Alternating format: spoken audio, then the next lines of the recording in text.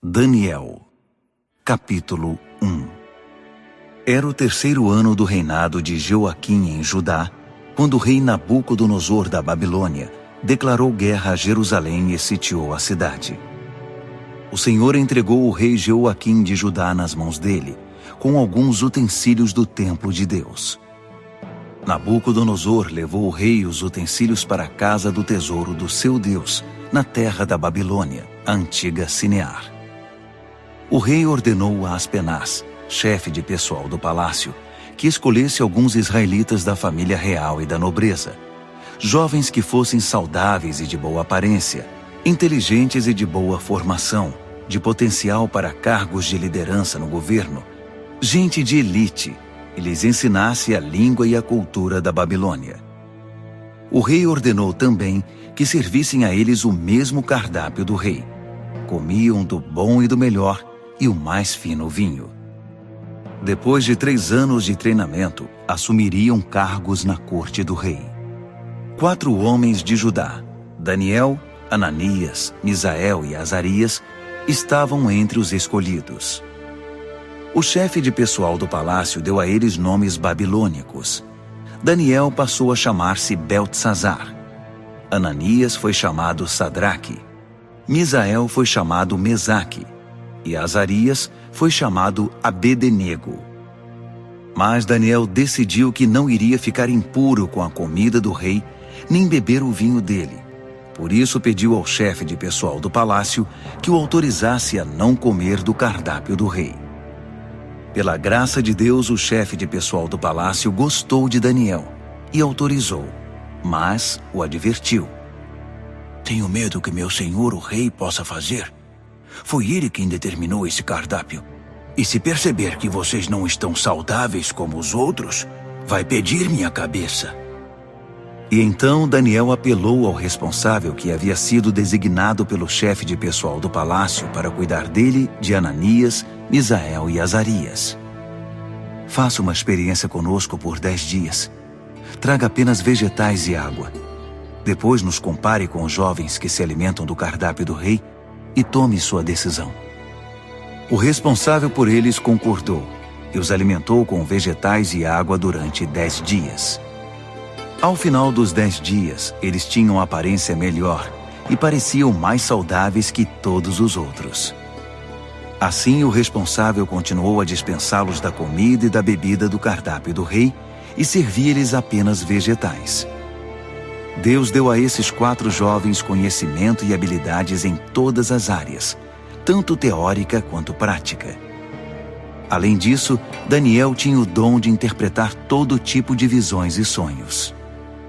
Ao final do tempo determinado pelo rei para o treinamento, o chefe de pessoal do palácio os levou para a presença de Nabucodonosor.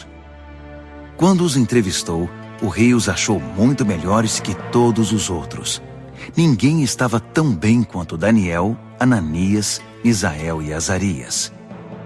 E assim eles assumiram suas responsabilidades na corte do rei. Sempre que o rei os consultava sobre qualquer assunto, teórico ou prático, eles se mostravam 10 vezes melhores que todos os magos e encantadores do reino juntos. Daniel continuou no serviço do rei até o 1º ano do reinado do rei Ciro. Daniel, capítulo 2. No 2º ano do seu reinado, o rei Nabucodonosor teve alguns sonhos que o estavam deixando maluco, tanto que ele nem conseguia mais dormir.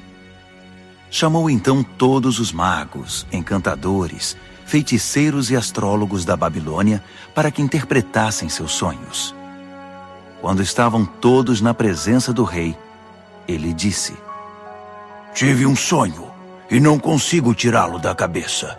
Não vou conseguir dormir até saber o que significa. Os astrólogos, falando em aramaico, disseram: Que o rei viva para sempre.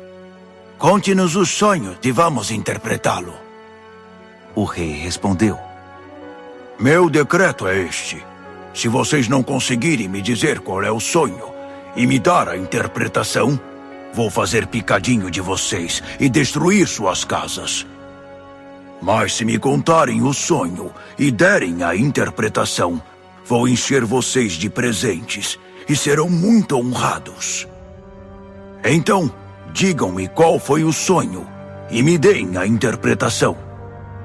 Eles responderam: Vossa Majestade, por favor, conte-nos o sonho. Então daremos a interpretação. Mas o rei disse: Eu sei o que vocês estão tentando fazer. Vocês só querem ganhar tempo. Sabem que estão numa enrascada, e se não conseguirem me contar o sonho, estarão numa fria. Estou até vendo. Vocês vão inventar uma história qualquer e me enrolar até que eu mude de ideia. Nada disso. Primeiro me contem o sonho, e então vou saber se são capazes de me dar a interpretação ou se estão só me enrolando. Os astrólogos responderam: Ninguém em nenhum lugar do mundo pode fazer o que o rei está pedindo. E nenhum rei jamais pediu uma coisa dessas a nenhum mago, encantador ou astrólogo. O que Vossa Majestade está pedindo é impossível, a não ser que algum deus o revele. E os deuses não vivem no meio de gente como nós. A resposta deixou o rei furioso. Ele perdeu a paciência e ordenou que todos os sábios da Babilônia fossem executados. A sentença de morte foi anunciada, e Daniel e seus amigos estavam entre os condenados à morte. Enquanto Arioque, chefe da guarda real, fazia os preparativos para a execução, Daniel sabiamente chamou-o de lado e lhe perguntou o que estava acontecendo. Por que o rei deu uma ordem como essa, tão de repente? Arioque explicou a razão de tudo, e Daniel foi procurar o rei, pedindo um pouco de tempo para que pudesse interpretar o sonho. Daniel foi para casa e contou a seus amigos, Ananias, Misael e Azarias, o que estava acontecendo. Ele pediu que orassem ao Deus dos céus por misericórdia, para solucionar o mistério, e assim poderem escapar da morte. Naquela noite, a solução do mistério foi revelada a Daniel numa visão. Daniel louvou ao Deus dos céus, dizendo: Bendito é o nome de Deus para todo sempre. Deus é sábio e todo-poderoso. Ele muda as estações e conduz a história. Escolhe reis e também os depõe. Ele dá tanto a sabedoria quanto o discernimento. Ele abre as profundezas, revela os segredos, conhece o que há na escuridão. A luz transborda dele. Ó Deus dos meus antepassados, a ti toda a minha gratidão e todo o meu louvor. Tu me tornaste sábio e forte, e agora nos mostraste o que pedimos. Tu resolveste o mistério do rei. Assim Daniel voltou a falar com Arioque, o encarregado da execução. Ele disse: Cancele a execução. Leve-me ao rei. Eu vou interpretar o sonho dele. Arioque não perdeu um minuto. Correu ao rei, levando Daniel com ele, e disse: Achei um homem entre os exilados de Judá que pode interpretar o sonho. O rei perguntou a Daniel, cujo nome babilônico era Beltesazar: Você tem certeza de que pode fazer isto? Contar o sonho e interpretá-lo? Daniel respondeu ao rei: Nenhum homem pode decifrar o mistério do rei, quem quer que seja, sábio, encantador, mago ou astrólogo. Mas há um Deus no céu que revela os mistérios, e ele me revelou. Ele está mostrando ao rei Nabucodonosor o que vai acontecer no futuro. Este é o sonho que o rei teve, a visão que encheu sua mente. Enquanto Vossa Majestade estava deitado na cama, ó rei, vieram ideias sobre o que vai acontecer no futuro. Aquele que revela mistérios mostrou ao rei o que vai acontecer. Mas a interpretação foi dada por meu intermédio, não porque eu seja mais sábio que qualquer outra pessoa, mas para que o rei saiba o que significa e entenda o que sonhou. O que viu, ó rei, foi uma enorme estátua em pé na sua frente, muito impressionante, mas também apavorante. A cabeça da estátua era de ouro puro, o peito e os braços eram de prata, o ventre e os quadris eram de bronze, as pernas eram de ferro, e os pés eram uma mistura de barro com ferro. Enquanto você estava olhando para a estátua, uma pedra que se soltou por si só da montanha, sem que ninguém o fizesse, atingiu a estátua, esmigalhando os pés de ferro e barro. Então tudo desmoronou e ficou em pedaços. O ferro, o barro, o bronze, a prata e o ouro. Ficou tudo como restos amontoados, relegados ao esquecimento. Mas a pedra que atingiu a estátua tornou-se uma grande montanha que dominava o horizonte. Esse foi o sonho. Agora vamos à interpretação do sonho. Ó Rei, Vossa Majestade é o soberano mais poderoso da terra. O Deus do céu deu tudo ao Senhor: governo, poder, força e glória. Ele o designou responsável pela humanidade e por todos os animais do campo e as aves do céu, no mundo todo. O rei é o cabeça de todos os governantes. É a cabeça de ouro. Mas seu reino será tomado por outro reino, inferior ao seu, e este por um terceiro, o reino de bronze, que governará toda a terra. Por fim, um quarto reino, forte como o ferro, assumirá o poder. Assim como o ferro despedaça tudo que atinge, esse vai quebrar, esmigalhar e pulverizar todos os reinos anteriores. Mas os pés e os dedos dele, que são uma mistura de ferro e barro, significam que o reino será dividido, mas ainda haverá a força do ferro. Assim como os dedos eram de ferro e de barro, o reino terá uma parte forte e outra frágil. Esse reino fará alianças, mas não darão certo. Não conseguirá se unir a nenhum outro reino, assim como o ferro e o barro não se misturam.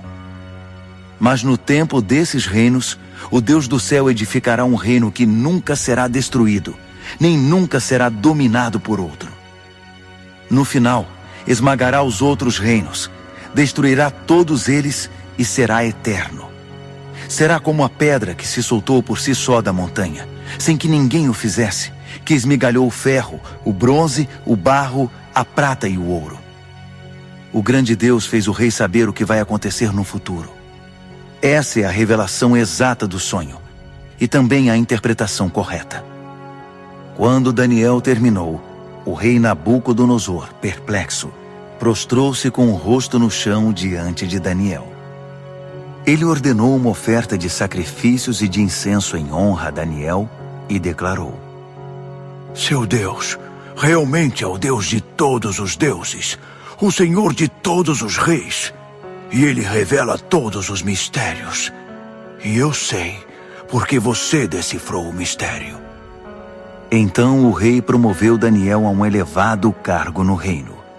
Encheu-o de presentes e o empossou como governador de toda a província da Babilônia e chefe de todos os sábios da Babilônia.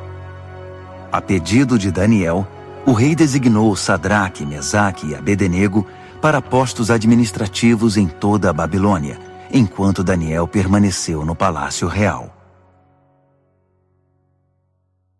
Daniel, capítulo 3. O rei Nabucodonosor construiu uma estátua de ouro com 27 metros de altura e 2 metros e 70 centímetros de largura. Ele a ergueu na planície de Dura, na província da Babilônia. Em seguida ordenou a todos os líderes importantes da província que comparecessem à cerimônia de dedicação da estátua. Todos vieram para a cerimônia e tomaram seus lugares diante da estátua que Nabucodonosor havia erguido. Um arauto apareceu e proclamou em voz alta: Atenção, todos! Ouçam vocês de todas as raças, cores e crenças. Quando ouvirem o som da trombeta, do pífaro, da cítara, da harpa, do saltério e da flauta dupla, dobrem os joelhos e adorem a estátua de ouro que o rei Nabucodonosor ergueu.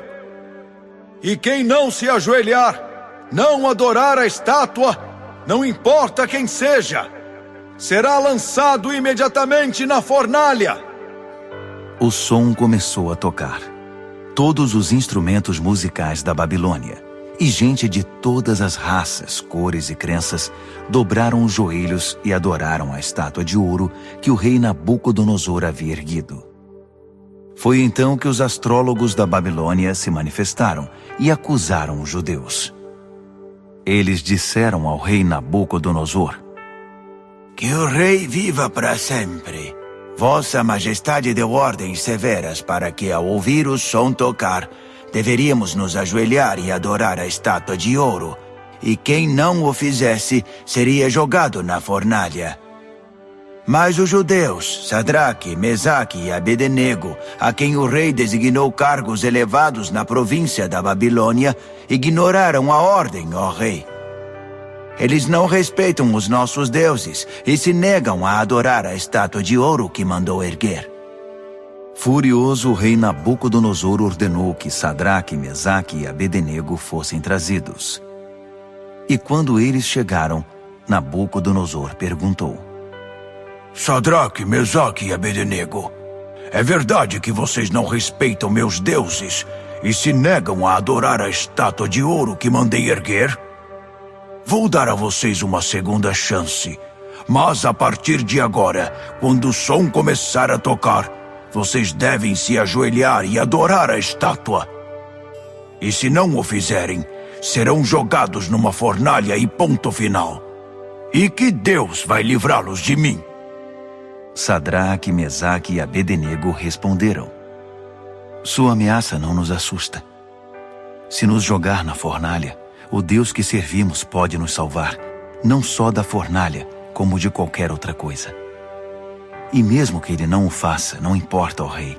Ainda assim, não vamos servir aos seus deuses, nem adorar a estátua de ouro que mandou erguer.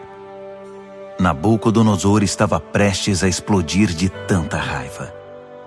Imediatamente ordenou que a fornalha fosse aquecida 7 vezes mais que o normal e que alguns homens fortes do seu exército os amarrassem e os jogassem na fornalha.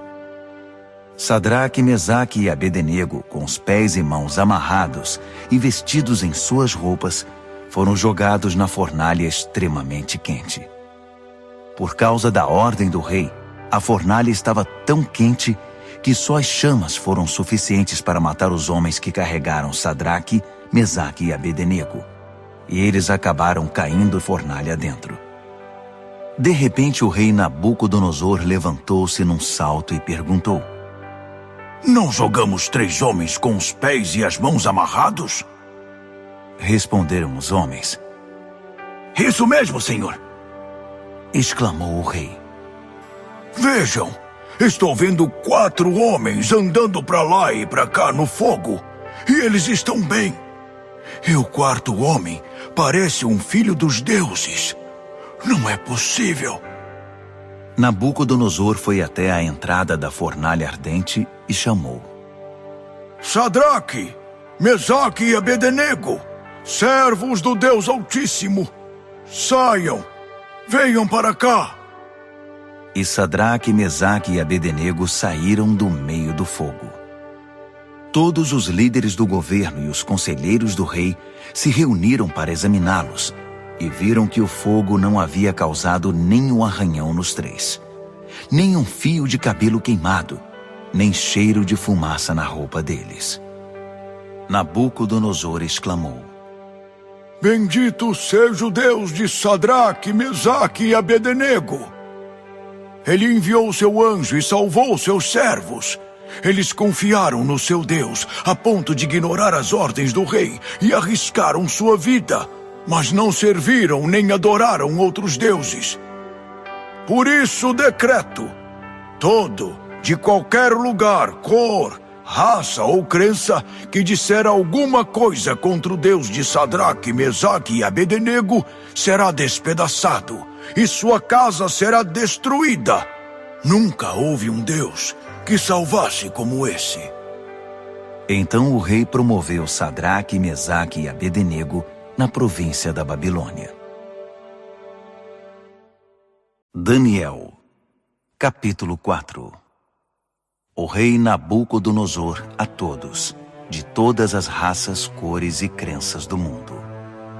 Paz e prosperidade a todos.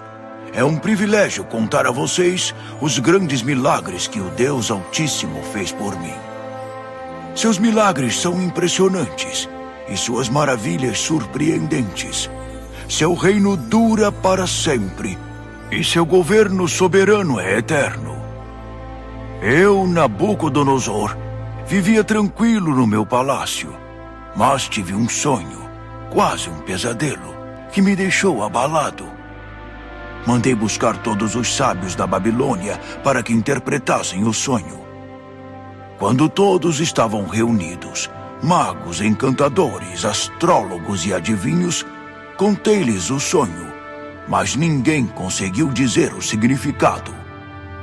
Mas veio Daniel, um homem cheio do Espírito Santo divino, e contei a ele o sonho.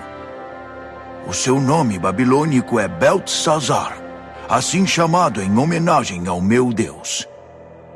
Beltesazar, eu disse, chefe dos magos, sei que você é um homem cheio do Espírito Santo divino e que não há mistério que você não consiga desvendar. Ouça este sonho que eu tive e interprete-o para mim. Isto foi o que vi deitado na minha cama. Havia uma grande árvore no centro do mundo.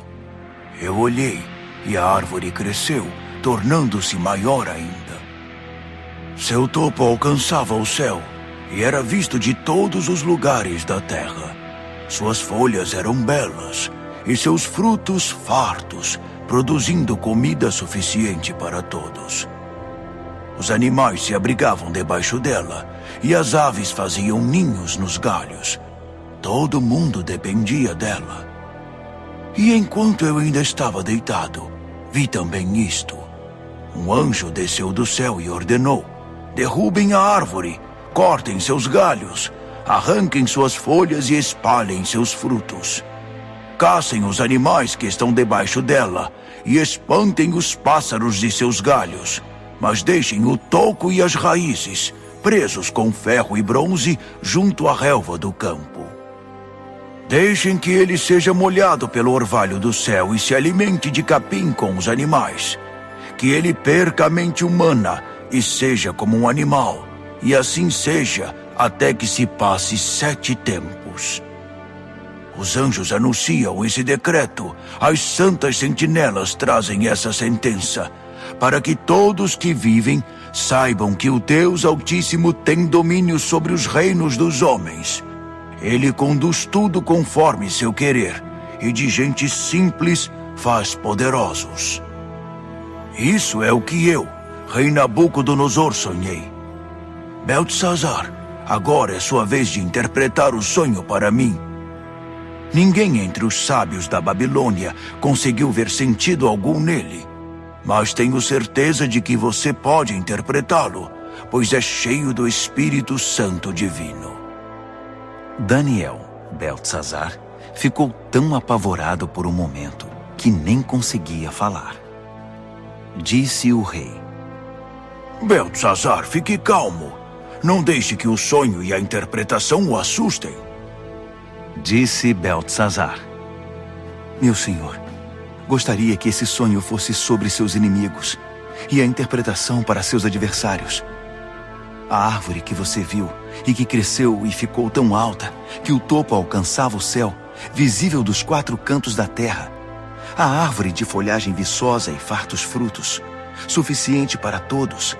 A árvore sob a qual os animais buscavam refúgio e na qual as aves faziam seus ninhos. É o Senhor, ó Rei.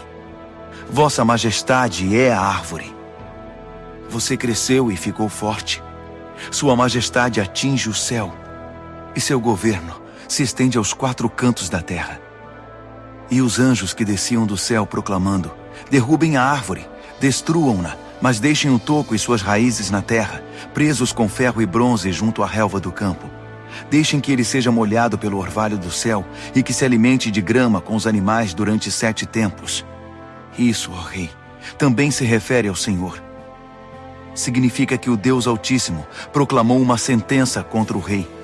Será tirado do convívio dos homens e viverá com os animais. Se alimentará de capim como os bois e se molhará com o orvalho do céu. Isso durará 7 tempos, e o Senhor aprenderá que o Deus Altíssimo tem o domínio dos reinos dos homens e conduz tudo conforme seu querer. A parte sobre o toco da árvore e suas raízes que são deixados, significa que seu reino ainda será devolvido, depois que o Senhor reconhecer que é Deus quem tem domínio sobre tudo. Portanto, ó rei, aceite meu conselho. Abandone seus pecados e comece a viver diferentemente. Deixe essa vida de maldades, viva com justiça e cuide dos necessitados e desamparados. Só assim o Senhor continuará a viver tranquilo. Tudo isso aconteceu ao rei Nabucodonosor. Passados apenas 12 meses, ele estava andando pela sacada do Palácio Real na Babilônia e, de repente, exclamou orgulhoso: Olhe para tudo isto. É a grande Babilônia. E eu a construí sozinho, como capital do meu reino, para minha honra e glória.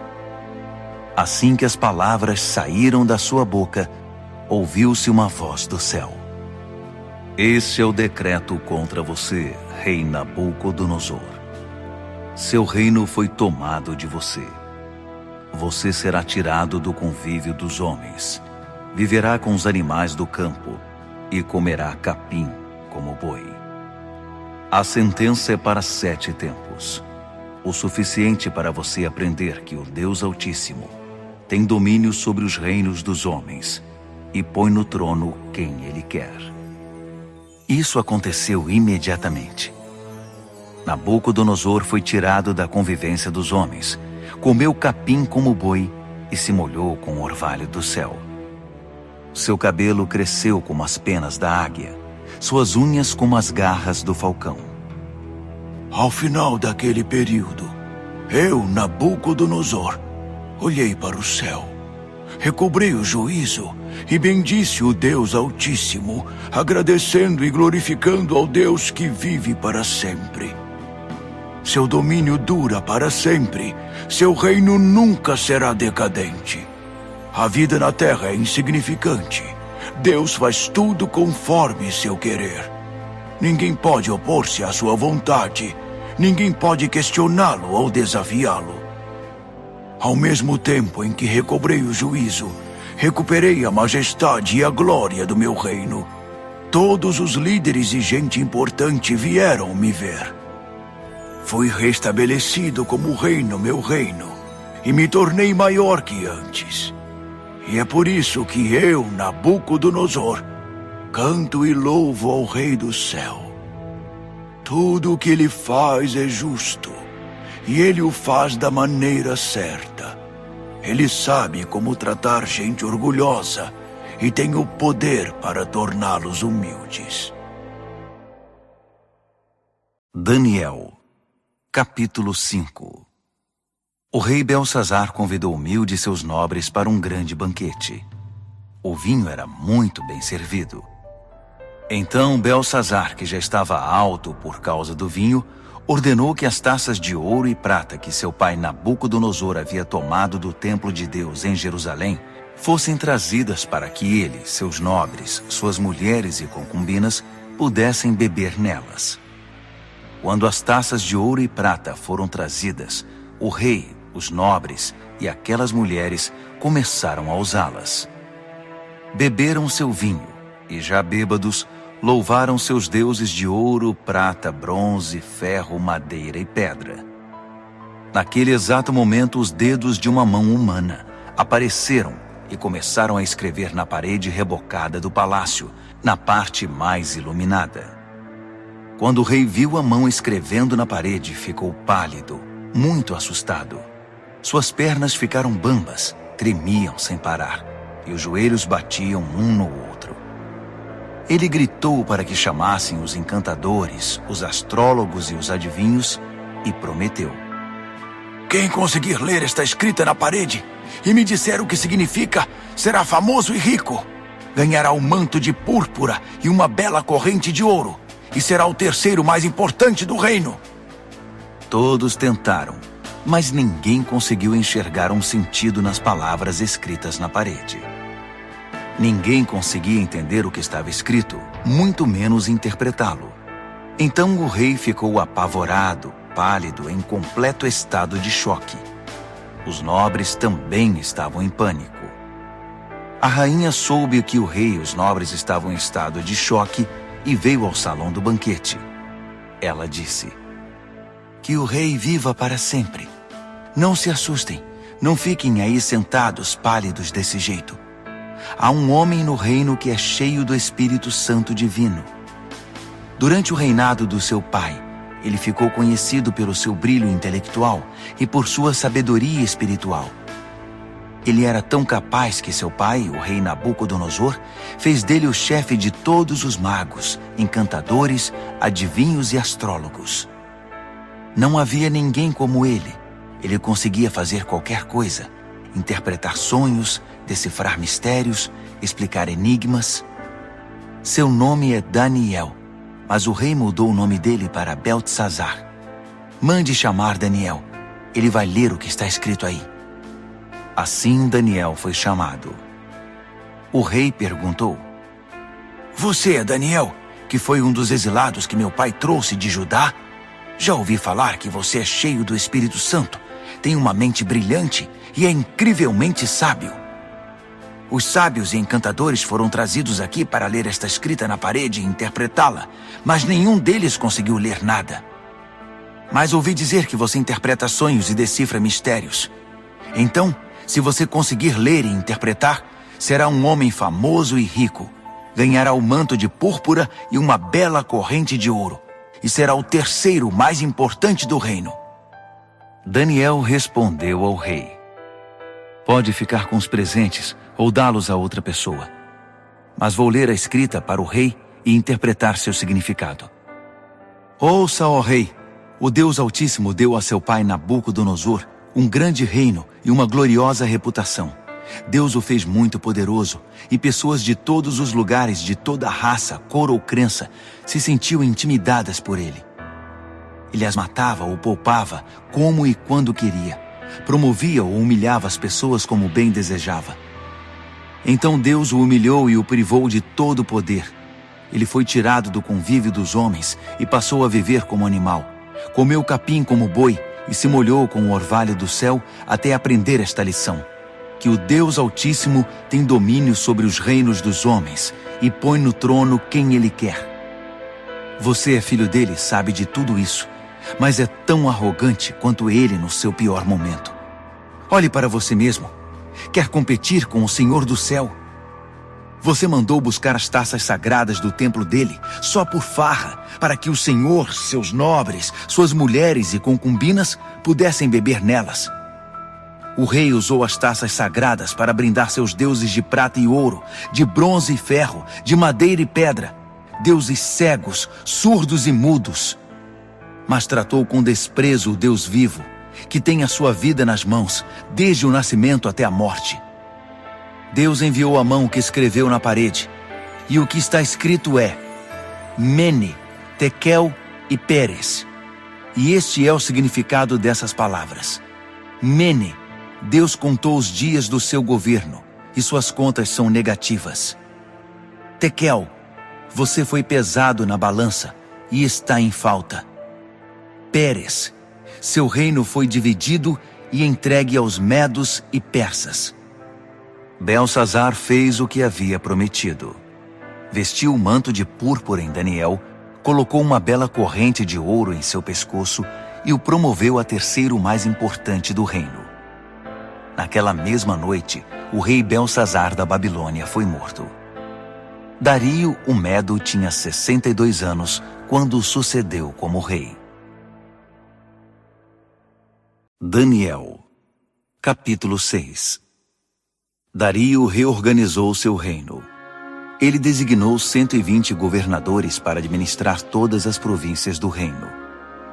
Sobre eles havia 3 ministros, e um deles era Daniel. Os governadores se dirigiam aos ministros, que tinham a responsabilidade de manter tudo em ordem.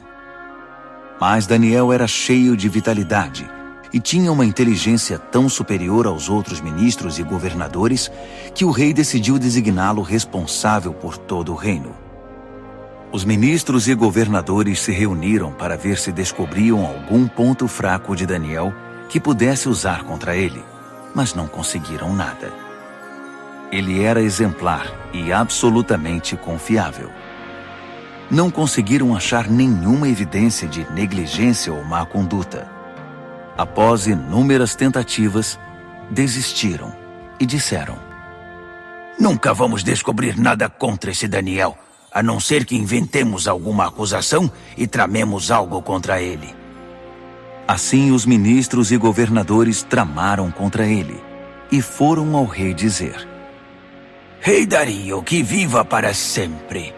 Nós, ministros, governadores e todos os principais oficiais, nos reunimos e concordamos em que o rei deveria promulgar o seguinte decreto: durante os próximos 30 dias, ninguém deve orar a nenhum outro deus ou homem exceto ao rei.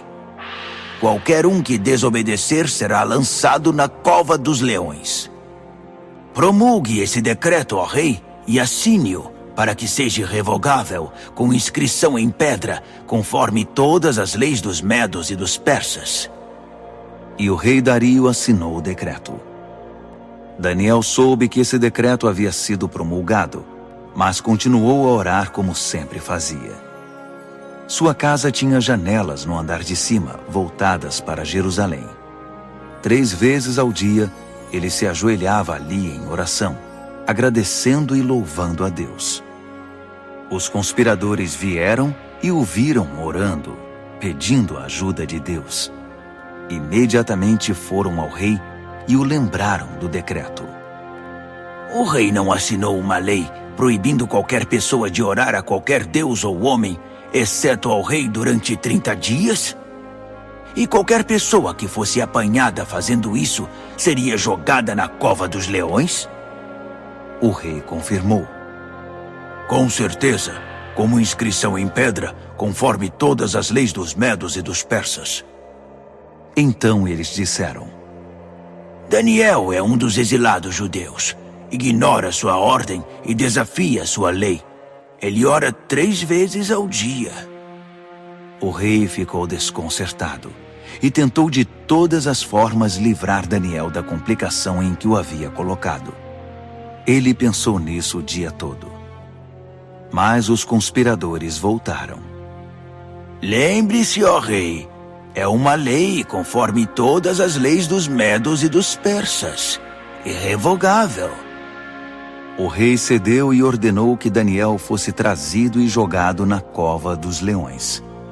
Mas ele disse a Daniel: Seu Deus, a quem você é tão leal, vai livrar você desta situação. Uma pedra foi colocada sobre a entrada da cova. O rei selou a pedra com seu anel e com os anéis de todos os seus nobres, porque não podia ser revogado. O rei voltou para o palácio, mas não comeu nem conseguiu dormir. Passou a noite preocupado. Ao romper do dia, ele se levantou e foi depressa à cova dos leões.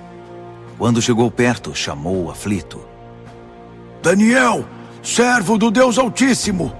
Será que seu Deus, a quem você serve tão fielmente, livrou você dos leões? Daniel respondeu: Que o rei viva para sempre! Meu Deus enviou seu anjo que fechou a boca dos leões para que não me fizessem nenhum mal. Fui considerado inocente diante de Deus e também diante do Senhor, ó rei, pois não fiz mal algum ao Senhor. Quando o rei ouviu essas palavras, ficou muito feliz. Ele ordenou que Daniel fosse retirado da cova. Depois que ele saiu, verificou-se que não havia nenhum arranhão sequer. Ele havia confiado em seu Deus. Então o rei ordenou que os conselheiros que tinham conspirado contra Daniel fossem jogados na cova dos leões, com suas mulheres e filhos. Antes mesmo de chegar ao fundo da cova, os leões já os agarraram e os despedaçaram. O rei Dario divulgou esta proclamação a todos na terra, de qualquer raça, cor e crença. A paz esteja com vocês. Muita paz. Decreto que o Deus de Daniel seja adorado e temido em todo o meu reino. Ele é o Deus vivo e permanece para sempre. Seu reino nunca é destruído. Seu governo continua eternamente. Ele é o Salvador e o Redentor. Ele realiza milagres impressionantes nos céus e na terra. Ele livrou Daniel do poder dos leões.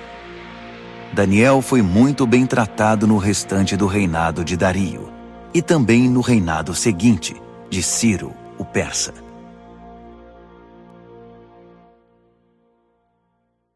Daniel, capítulo 7. No primeiro ano do rei Belsazar da Babilônia, Daniel teve um sonho. O que ele viu enquanto dormia o apavorou. Um verdadeiro pesadelo. E ele escreveu seu sonho. No meu sonho, naquela noite, vi os 4 ventos dos céus soprando e formando uma grande tempestade no mar. 4 animais enormes, diferentes uns dos outros, subiam do mar. O primeiro animal parecia um leão, mas tinha asas de águia. Enquanto eu observava, suas asas foram arrancadas. Ele foi levantado e ficou de pé como um homem. Em seguida, deram-lhe um coração humano. Depois vi um segundo animal, que parecia um urso. Ele se levantou, segurando 3 costelas nas mandíbulas, e recebeu esta ordem: ataque, devore tudo, encha a barriga. Em seguida vi outro animal. Parecia um leopardo. Tinha 4 asas como de pássaro nas costas. Esse animal tinha 4 cabeças e recebeu autoridade para governar. Depois disso, um 4º animal apareceu no meu sonho. Esse era apavorante, medonho. Tinha enormes dentes de ferro, triturava e devorava suas vítimas. Qualquer coisa que sobrava no chão, ele pisava e esmagava. Era diferente dos outros animais, um verdadeiro monstro. E tinha 10 chifres. Enquanto eu observava os chifres, tentava imaginar o que significavam. Nasceu nele outro chifre, mas este era pequeno. 3 dos chifres que já tinha foram arrancados para dar lugar a ele. Havia olhos humanos no pequeno chifre e uma boca grande que falava com arrogância. Enquanto eu observava tudo isso, tronos foram estabelecidos e um ancião tomou seu lugar. Suas roupas eram brancas como a neve, o cabelo alvo como a lã. Seu trono estava envolto em chamas. As rodas brilhavam intensamente. Um rio de fogo jorrava do trono. Milhares de milhares o serviam. Milhões o atendiam. Pediu-se silêncio no tribunal e os livros foram abertos. Continuei observando. O chifre pequeno falava com arrogância e enquanto eu observava, o monstro foi morto e seu corpo foi lançado no fogo. Os outros animais viveram ainda algum tempo, mas não fizeram nada, não tinham poder para governar. Meu sonho continuou. Então vi alguém, um filho de homem, chegando no meio de nuvens. Ele se aproximou do ancião e foi apresentado a ele. Ele recebeu poder para governar, toda a glória da realeza. Todas as raças, cores e crenças lhe serviram e o adoraram. Seu reinado será para sempre, não terá fim. Seu governo real nunca será destruído. Mas quanto a mim, Daniel, fiquei perturbado. As visões me deixaram apavorado. Por isso eu me aproximei de alguém que estava perto e perguntei o significado de tudo aquilo. E ele me deu a interpretação. Esses 4 animais enormes, disse ele, significam 4 reinos que aparecerão na terra. Mas a certa altura, o povo santo do Deus Altíssimo receberá o reino e o manterá para sempre. Sim, para sempre. Mas eu queria saber mais. Estava curioso sobre o 4º animal, aquele que era tão diferente dos outros, o monstro medonho com os dentes de ferro e garras de bronze, que engolia o que despedaçava e pisoteava tudo o que via pela frente. E eu queria saber também a respeito dos 10 chifres e do chifre pequeno que nasceu, ocupando o lugar de 3 dos primeiros chifres. Esse novo chifre tinha olhos e com sua boca grande falava de forma arrogante, dominando os outros chifres. Observei que esse chifre fazia guerra contra o santo povo de Deus e levava vantagem sobre eles. Mas o ancião interveio e decidiu a favor do povo do Deus Altíssimo. No final, o povo santo de Deus assumiu o controle do reino. A pessoa que estava perto de mim explicou: o quarto animal é o quarto reino que aparecerá na terra. Será diferente dos 3 primeiros, um reino monstruoso que devorará e pisoteará todos à sua volta. Os 10 chifres são 10 reis, um após o outro, que procederão desse reino. Mas então, outro rei aparecerá. Ele será diferente dos reis anteriores. Começará derrubando os outros reis e blasfemando contra o Deus Altíssimo.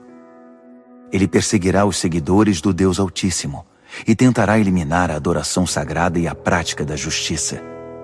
O santo povo de Deus será perseguido por ele durante um tempo, 2 tempos e meio tempo. Mas quando for feito silêncio no tribunal, o chifre não terá mais o seu poder e será destruído definitivamente. O governo real, a autoridade e a glória de todos os reinos debaixo do céu serão entregues ao povo do Deus Altíssimo, e esse governo durará para sempre. Todos os outros governantes irão servir e prestar obediência a ele. O sonho acabou assim, e eu, Daniel, continuei chocado, como alguém que tinha acabado de ver um fantasma, mas guardei tudo para mim. Daniel, capítulo 8. No 3º ano do reinado de Belsazar, eu, Daniel, tive outra visão. Era a 2ª visão. Nessa visão, eu me vi em Suzã, a capital da província de Elão, diante do canal Ulai. Ao olhar em volta, fiquei surpreso de ver um carneiro diante de mim. O carneiro tinha 2 chifres enormes, um maior que o outro, mas o chifre maior foi o último a aparecer. Fiquei observando enquanto o carneiro avançava, primeiro para o oeste, depois para o norte, e então para o sul. Nenhum animal conseguia enfrentá-lo. Ele fazia o que queria, e todo arrogante posava de rei dos animais. Enquanto eu observava, tentando entender o significado de tudo aquilo, vi também um bode, que tinha um enorme chifre no meio da testa. Ele vinha do oeste e percorreu toda a terra, sem tocar o solo uma única vez. O bode aproximou-se do carneiro de 2 chifres que eu tinha visto antes diante do canal e o atacou ferozmente.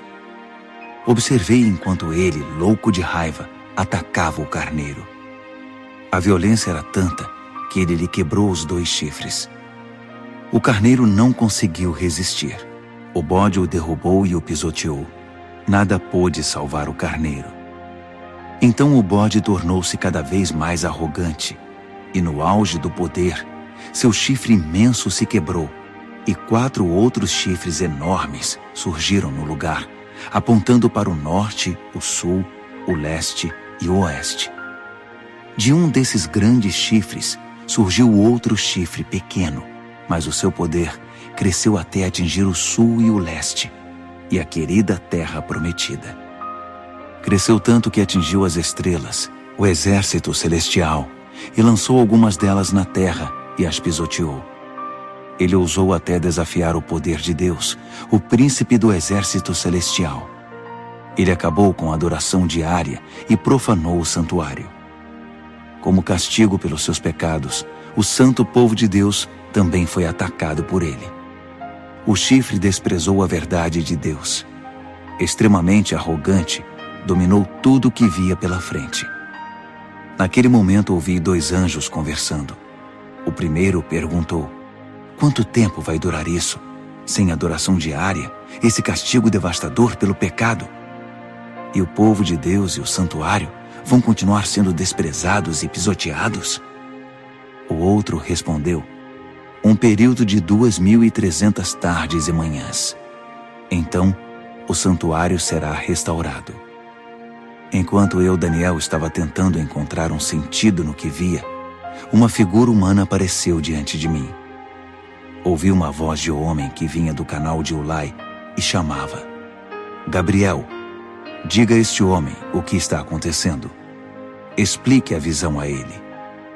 Ele veio até mim, mas quando se aproximou, fiquei aterrorizado e me prostrei com o rosto em terra.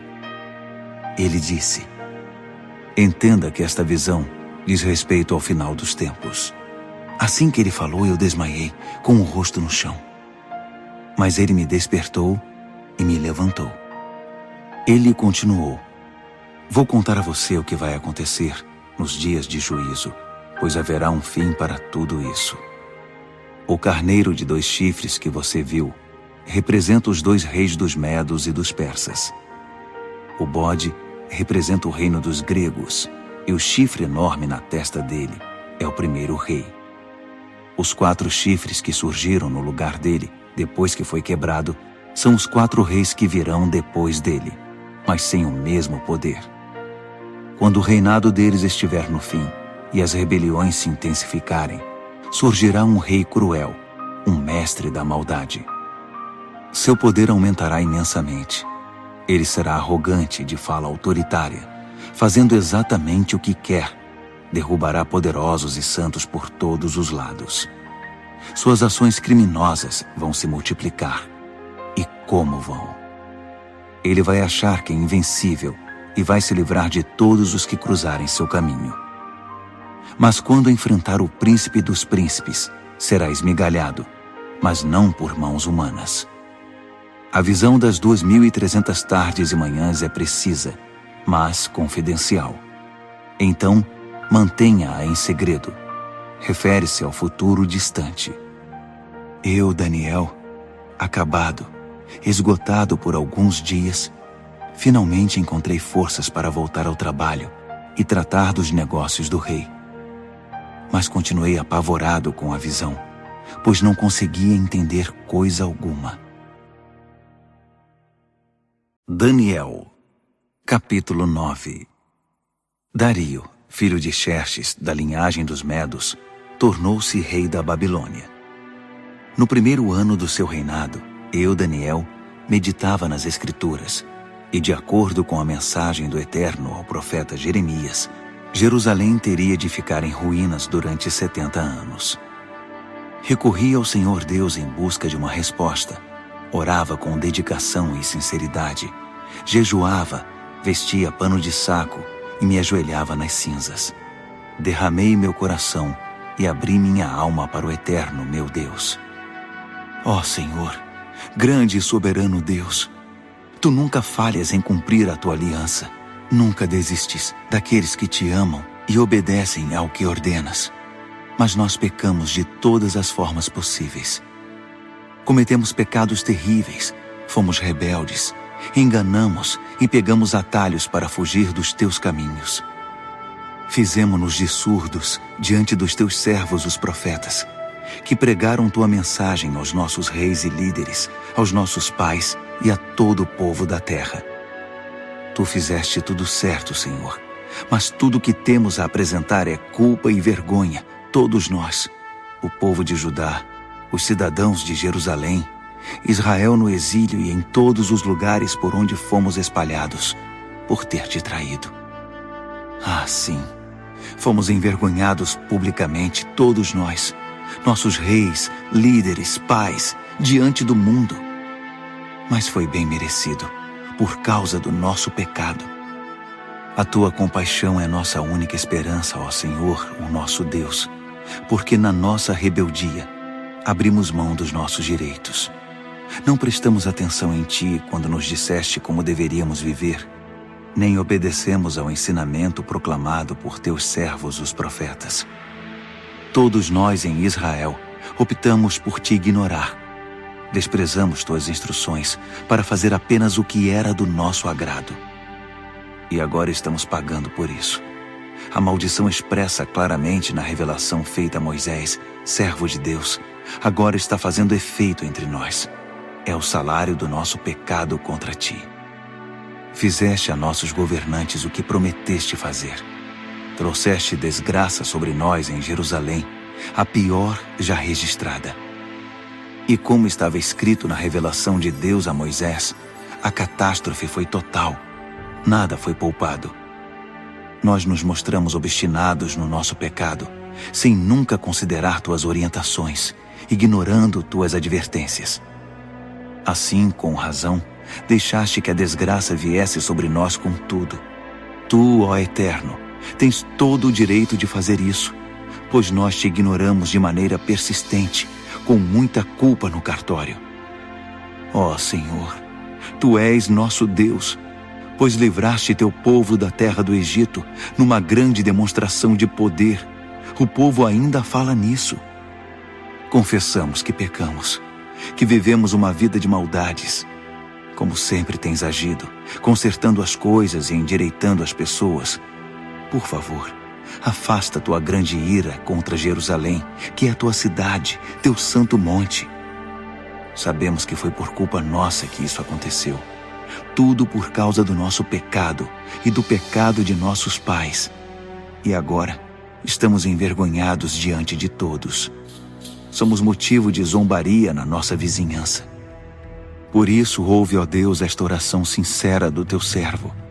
Tem misericórdia do Teu santuário arruinado. Age de acordo com o que és, não segundo o que somos. Atende nossa oração, ó Deus. Abre os olhos e observa a nossa cidade arruinada, a cidade chamada pelo Teu nome. Sabemos que não merecemos Tua atenção. Nosso apelo é a Tua compaixão. Esta oração é nossa única esperança. Senhor, ouve-nos. Senhor, perdoa-nos. Senhor, olha para nós e faz alguma coisa. Senhor, não nos desprezes. Tua cidade e Teu povo são chamados pelo Teu nome. Defende Teus interesses. Enquanto eu derramava meu coração, confessando meu pecado e o pecado do meu povo Israel, orava e apresentava toda a minha vida diante do Eterno e intercedia pelo santo monte do meu Deus.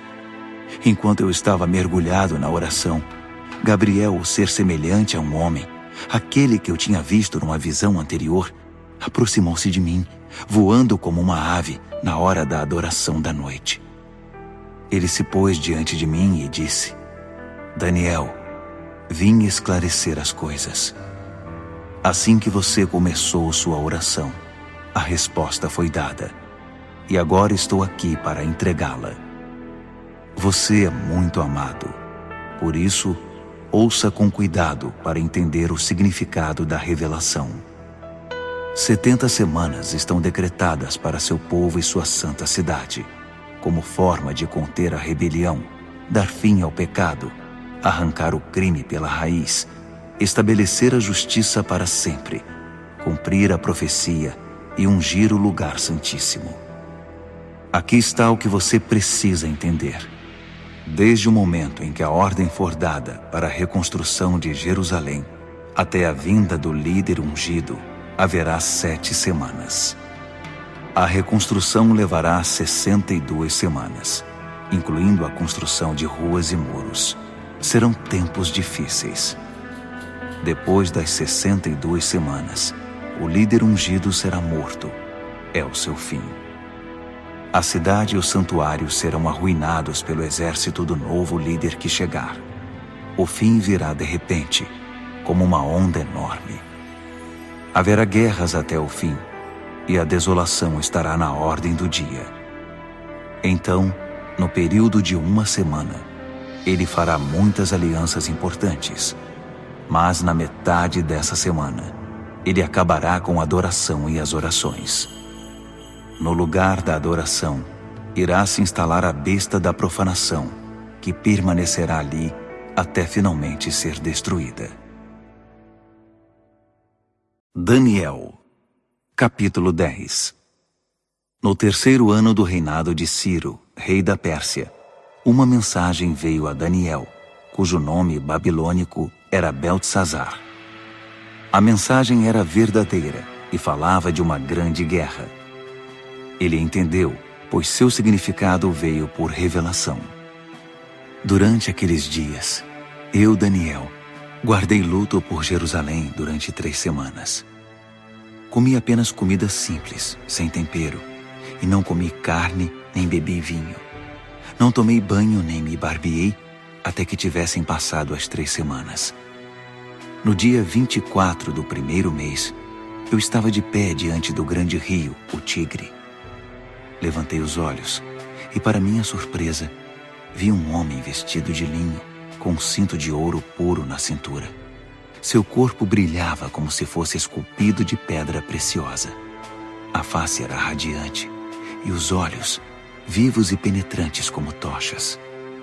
Os braços e pernas reluziam como bronze polido e sua voz soava como um grande coral. Eu, Daniel, fui o único a vê-lo. Os homens que estavam comigo, embora não estivessem vendo, foram tomados de medo e correram para se esconder, temendo o pior. Quando fiquei sozinho depois dessa visão, abandonado pelos meus amigos, meus joelhos ficaram bambos e o rosto pálido, sem força nenhuma. Quando ouvi o som da sua voz, não resisti e desmaiei. Caí com o rosto no chão. Mas uma mão me tocou e me pôs sobre as mãos e os joelhos. Daniel, ele disse, homem de valor, Deus ama você demais. Levante-se e preste muita atenção à minha mensagem. Fui enviado para falar dela a você. Quando ele disse isso, eu me levantei, mas não conseguia parar de tremer. Fique tranquilo, ele continuou.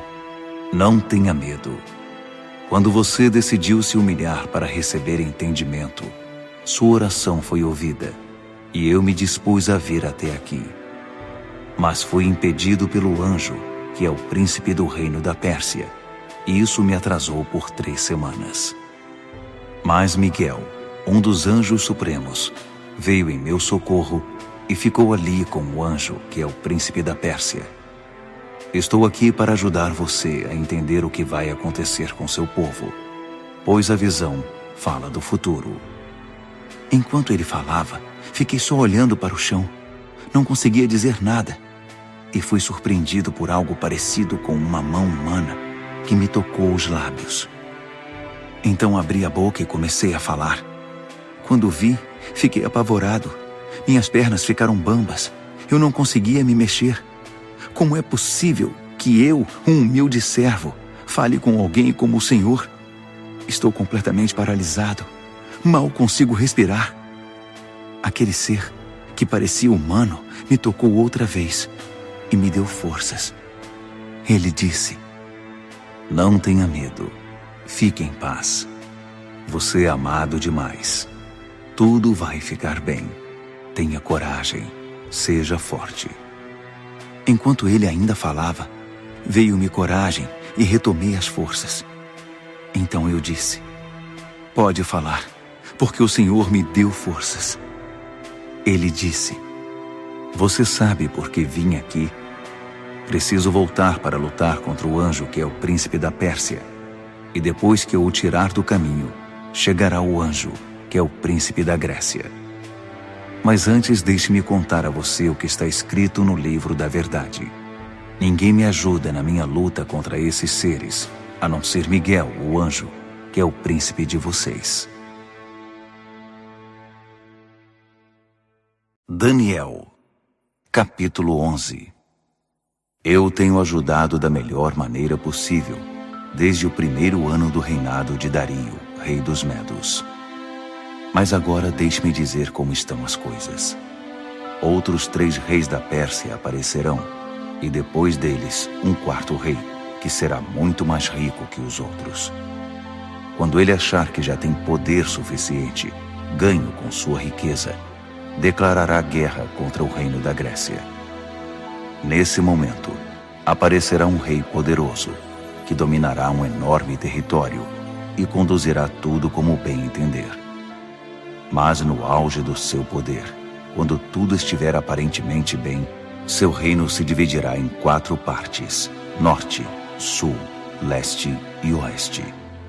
Mas seus herdeiros não receberão nada. Não haverá continuidade do poder, pois outros o tomarão. Em seguida o rei do sul se fortalecerá, mas um dos seus príncipes será mais forte que ele e governará um território ainda maior. Depois de alguns anos os dois se tornarão aliados, e a filha do rei do sul se casará com o rei do norte para consolidar o acordo. Mas a influência dela enfraquecerá e seu filho não sobreviverá. ela, seus servos, seu filho e seu marido serão traídos. Algum tempo depois, alguém da família real aparecerá e assumirá o trono. Ele assumirá o comando do exército, invadirá o norte e alcançará grande vitória. Ele tomará os deuses de metal deles e todos os utensílios de ouro e prata que os acompanham e os levará para o Egito. Passado algum tempo, o rei do norte se recuperará e invadirá a terra do rei do sul, mas não terá sucesso. Terá de bater em retirada. Mas seus filhos formarão um exército gigante e descerão como uma inundação, um ataque impetuoso sobre as defesas do sul. Furioso, o rei do sul sairá e enfrentará o rei do norte, que estará à espera com seu enorme exército, mas, apesar disso, será derrotado. Enquanto os cadáveres são tirados do campo, o rei, com muita sede de sangue, sairá massacrando dezenas de milhares. Mas sua vitória não vai durar muito, pois o rei do norte reunirá um exército ainda maior que o anterior, e depois de alguns anos, voltará à batalha com inúmeros soldados, muito arsenal e provisões inesgotáveis. Naqueles dias, muitos outros se engajarão na batalha contra o rei do sul. Revoltosos do seu próprio povo, embriagados por sonhos de poder, se ajuntarão a eles, mas acabarão frustrados. Quando o rei do norte chegar, fará rampas de cerco e conquistará a cidade fortificada. Os exércitos do sul serão despedaçados diante dele. Nem mesmo suas famosas tropas de choque conterão o agressor. Ele entrará todo arrogante, como se fosse o dono de tudo. Ele se apossará da linda terra e se instalará aí. Depois, prosseguirá para ter controle total. Fará um tratado de paz e até dará sua filha em casamento ao rei do sul, parte de uma trama para destruí-lo de vez. Mas o plano será um fiasco, não será bem sucedido. Mais tarde, voltará sua atenção para as regiões costeiras e fará inúmeros prisioneiros. Mas um general intervirá e dará um basta às suas ameaças. Quem metia medo ficará amedrontado. Ele voltará para casa e passará a cuidar dos próprios negócios. Mas a essa altura já estará acabado e logo já não se ouvirá mais falar dele. Ele será sucedido por um perdedor, já com seu governo, sua reputação e sua autoridade em frangalhos. Por isso não durará muito, sairá da história rapidamente, sem nem mesmo ter lutado. Seu lugar será preenchido por um sujeito desprezado e desprezível. Mas ele surpreenderá todos, saindo como que do nada e se apossando do reino. Ele avançará como um rolo compressor, e até o príncipe da aliança será esmagado. Depois de negociar um cessar-fogo, ele violará as condições. Que traidor! Com alguns poucos comparsas, assumirá o controle total. Ele invadirá as províncias mais ricas, quando elas menos esperarem. Ultrapassará todos seus antepassados. Prenderá e saqueará. Viverá com seus amigos num luxo desmedido. Ele fará planos contra as cidades fortificadas, mas não será por muito tempo. Ele ajuntará um grande exército muito bem armado para combater o rei do sul. Em resposta, o rei do sul manterá seu exército, ainda maior, a postos, pronto para a batalha. Mas não será capaz de sustentar essa condição por muito tempo, em razão das intrigas nas próprias fileiras. Sua corte estará minada por tramas e conspirações. Assim seu exército será esmagado, e o campo de batalha ficará coberto de cadáveres.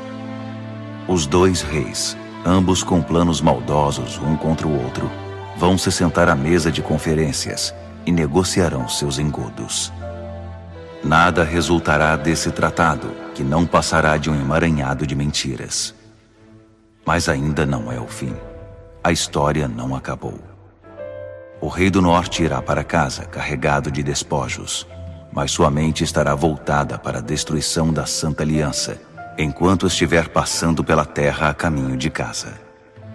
Um ano mais tarde, ele comandará nova invasão ao sul, mas a segunda invasão não será como a primeira.